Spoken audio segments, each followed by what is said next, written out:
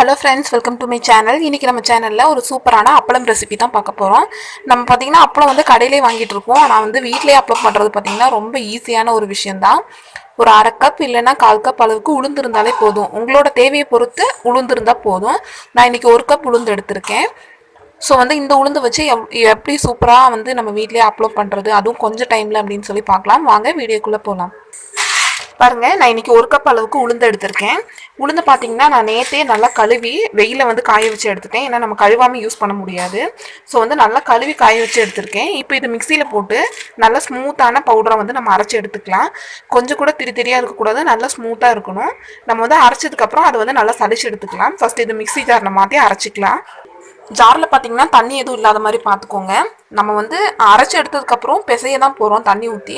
இருந்தாலும் நம்ம அரைக்கும் போது தண்ணி இருந்தது அப்படின்னு பார்த்தீங்கன்னா நமக்கு வந்து சரியாக அரைஞ்சி வராது. அதுக்காக தான் சொல்கிறேன். இப்போ வந்து இந்த உளுந்த மிக்சி ஜாருக்கு மாற்றிக்கலாம். உங்களோட ஜார் வந்து எந்த அளவுக்கு பிடிக்குமோ அந்த அளவுக்கு போட்டு அரைச்சிக்கோங்க. ஸோ இப்போ வந்து நான் அரைச்சதுக்கப்புறம் உங்ககிட்ட காமிக்கிறேன்.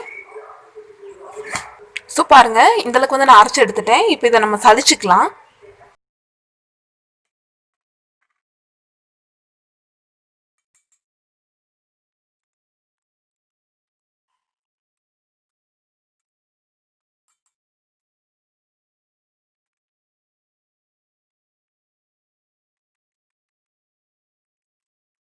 ஸோ இந்த மாதிரி நீங்கள் கொஞ்சம் கொஞ்சமாக அரைச்சி சளிச்சு எடுத்துக்கிட்டிங்கன்னா உங்களுக்கு வந்து ஈஸியாக இருக்கும். ஸோ இது வந்து நான் மொத்தமாக முடிச்சுட்டு உங்களுக்கு காமிக்கிறேன். ஸோ பார்த்தீங்கன்னா உளுந்தை வந்து நல்லா அரைச்சி எடுத்து எல்லாத்தையுமே நல்லா சளிச்சு எடுத்துட்டேன். ஸோ வந்து இப்போ இதில் நெக்ஸ்ட்டு தேவையான பொருள்லாம் சேர்த்துடலாம். உப்பு தேவையான அளவு சேர்த்துடலாம். அடுத்தது அரை ஸ்பூன் வாக்கில் பேக்கிங் சோடா சேர்த்துக்கலாம்.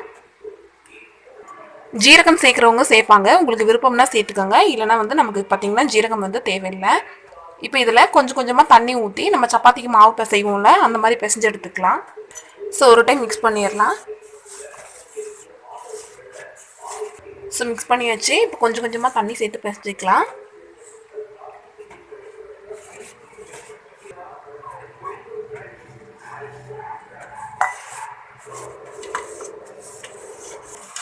பிசைகிறதுக்கு நார்மல் தண்ணி ஊற்றி பிசைஞ்சிங்கனாலே போதும். இது வெறும் உளுந்துங்கிறனால நம்ம பிசையும் போது பார்த்தீங்கன்னா கெட்டியாக தான் இருக்கும்.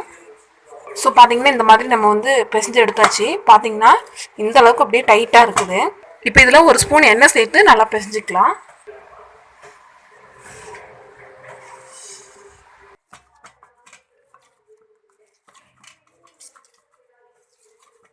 இப்போ இதை வந்து நம்ம ஒரு சர்ஃபேஸில் மாற்றிக்கலாம். இந்த மாதிரி மாற்றினதுக்கப்புறம் இந்த மாதிரி இடிக்கல் வச்சு இப்படி நல்லா இந்த மாதிரி குத்தி எடுத்துக்கலாம். அப்போ பார்த்தீங்கன்னா இந்த மாவு பார்த்தீங்கன்னா லூஸ் ஆக ஆரம்பிச்சிடும். இது இல்லைன்னா உங்ககிட்ட சப்பாத்தி உருட்டுற கல் இருக்குது இல்லை, அதை வச்சு கூட நீங்கள் இந்த மாதிரி பண்ணி எடுத்துக்கலாம். ஒரு 5 to 10 நிமிஷம் இப்படி பண்ணிட்டு இருந்தீங்கன்னா உங்களுக்கு வந்து அந்த மாவு வந்து நல்லா லூஸ் ஆகி கிடச்சிரும். ஸோ அவ்வளோதான். இப்போ பார்த்தீங்கன்னா இந்தளவுக்கு சாஃப்டாக வந்து நம்ம பிசைஞ்சாச்சு. இப்போ நம்ம இதை என்ன பண்ணணும் அப்படின்னா, உங்களுக்கு தேவையான அளவு இந்த மாதிரி உருட்டி எடுத்துக்கோங்க. நம்ம சப்பாத்திக்கு தேய்ப்போம்ல அந்த மாதிரி கொஞ்சம் சின்ன சின்னதாக கட் பண்ணிக்கிட்டிங்கன்னா உங்களுக்கு வந்து ஈஸியாக இருக்கும் நைஸாக தேய்ச்சி எடுக்கிறதுக்கு. ரொம்ப நைஸாக தேய்ச்சி எடுக்கணும், அதனால் வந்து குட்டி குட்டியாக நம்ம கட் பண்ணிக்கலாம்.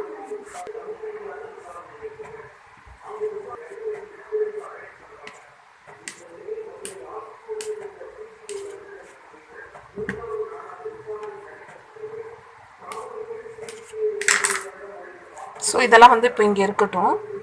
இப்போ வந்து அடியில் டஸ்ட் பண்ணுறதுக்காக நம்ம வந்து மைதா மாவு எடுக்க போகிறோம். நீங்கள் கேட்கலாம் கோதுமை மாவு யூஸ் பண்ணலாமா அப்படின்னு. கோதுமை மாவு யூஸ் பண்ணிங்கன்னா கோதுமை மாவை நம்ம பூரியோ சப்பாத்தியோ பண்ணும்போது உள்ளே போடும்போது பார்த்தீங்கன்னா அது வந்து என்ன கலரில் அப்படியே வந்து ஒரு மாதிரி ரெட் கலர் மாதிரி மாறும்ல, ப்ரௌன் கலர் மாதிரி. ஸோ இதுக்கு வந்து பார்த்தீங்கன்னா கண்டிப்பாக நம்ம மைதா தான் யூஸ் பண்ணணும். இப்போ நான் மைதா மாவு கொஞ்சமாக அடியில் தூவிக்கிறேன். ஸோ வந்து அடியில் கொஞ்சம் தூவிக்கலாம், மிச்சத்தை சைடில் எப்படி வச்சுக்கலாம். இப்போ வந்து இதை விரிக்கலாம் நம்ம.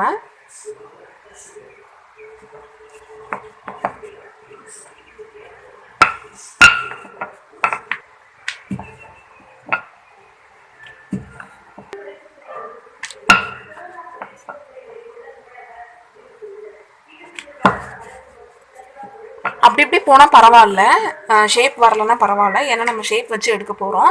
ஆனால் வந்து நைஸாக இருக்கணும், அதுதான் நமக்கு முக்கியம். ஸோ வந்து அப்படி போகுது இப்படி போகுதுன்னா கவலைப்படாதீங்க, நல்லா இந்த மாதிரி தேய்ச்சிக்கோங்க. ஸோ இந்த மாதிரி தேய்ச்சதுக்கப்புறம் உங்களுக்கு வந்து அப்பளம் என்ன சைஸில் வேணுமோ அந்த அளவு வச்சு ஏதாவது மூடி ஏதாவது யூஸ் பண்ணி இதை வந்து அளவு வச்சு எடுத்துக்கலாம். ஸோ வந்து நான் இன்னைக்கு இந்த மூடி தான் யூஸ் பண்ணுறேன்.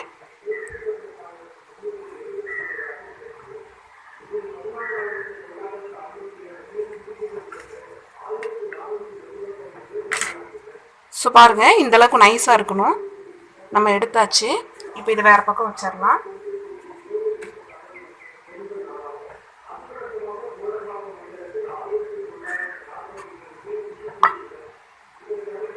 ஸோ இந்த மாதிரி கட் பண்ணி எடுத்துக்கலாம்.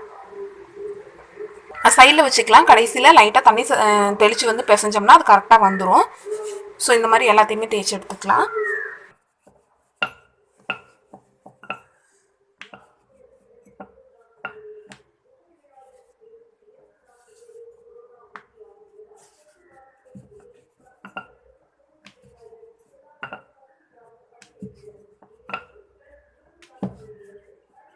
இந்த சைஸ் பார்த்தீங்கன்னா இந்த சைஸ் தான் இல்லை, நான் வந்து எனக்கு இந்த சைஸ் வேணுங்கிறதுக்காக நான் இந்த மாதிரி போட்டு எடுக்கிறேன்.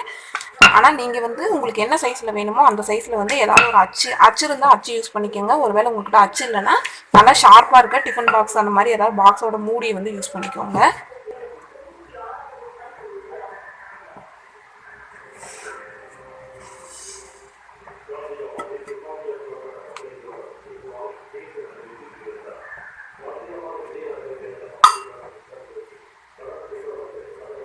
ஸோ பாருங்கள்,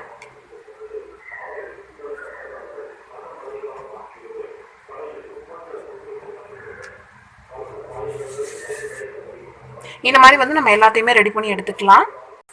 ஸோ பார்த்தீங்கன்னா இந்த மாதிரி எல்லாத்தையுமே நான் தேய்ச்சி எடுத்துட்டேன். கிட்டத்தட்ட பார்த்தீங்கன்னா 65 வந்துருக்குது, 65 அப்பளம் இந்த சைஸில் வந்துருக்குது. ஸோ இப்போ வந்து இதை நான் வந்து வெயிலில் காய வைக்க போகிறேன். ஒரு 1 ஹவர் வந்து நல்ல வெயிலில் காய்ஞ்சாலே போதும், ஏன்னா இது ரொம்ப மெலிசுனால சீக்கிரமாக காஞ்சிடும். ஸோ இது காய்ஞ்சதுக்கப்புறம் உங்கள்கிட்ட கொண்டு வந்து காமிக்கிறேன். அவ்வளோதான் ஃப்ரெண்ட்ஸ், நம்மளோட அப்பளத்தையெல்லாம் பார்த்தீங்கன்னா நான் நல்லா காய வச்சு எடுத்துகிட்டு வந்துட்டேன். பாருங்கள், சூப்பராக ரெடியாக இருக்குது. இதில் வந்து மேலே இந்த மாவு இருக்குதுன்னா ஜஸ்ட் இப்படி தட்டி விட்டிங்கன்னா போதும், அந்த மாவு வந்து தனியாக வந்துடும். ஸோ நிறைய மாவு இருக்கிறது பார்த்திங்கன்னா அப்படி நல்லா தட்டி விட்டு எடுத்து வச்சுக்கோங்க. ஸோ நம்மளோட அப்பளம் பார்த்திங்கன்னா சூப்பராக ரெடி ஆயிடுச்சு. ரொம்ப கம்மியான செலவில் ஒரு 2 ஸ்டெப்பில் பார்த்திங்கன்னா நம்ம வந்து அப்பளத்தை ரெடி பண்ணிட்டோம். இவ்வளோ சூப்பராக ரெடி ஆயிடுச்சு. நம்ம இனிமேல் வந்து கடையில் காசு கொடுத்து வாங்க வேண்டிய அவசியமே இருக்காது. ஒரே ஒரு நாள் பார்த்திங்கன்னா ஒரு 1/2 hour டைம் ஸ்பெண்ட் பண்ணி இது பண்ணி வச்சிட்டிங்கன்னா ஒரு மாதத்துக்கு. ஸோ இந்த வீடியோ உங்களுக்கு கண்டிப்பாக யூஸ்ஃபுல்லாக இருக்கும்னு நினைக்கிறேன். இந்த வீடியோ உங்களுக்கு பிடிச்சிருந்துச்சுன்னா லைக், ஷேர், கமெண்ட் பண்ணுங்கள். மறக்காமல் நம்ம சேனலுக்கு சப்ஸ்கிரைப் பண்ணி வச்சுக்கோங்க. தேங்க்யூ ஃபார் வாட்சிங் ஃப்ரெண்ட்ஸ்.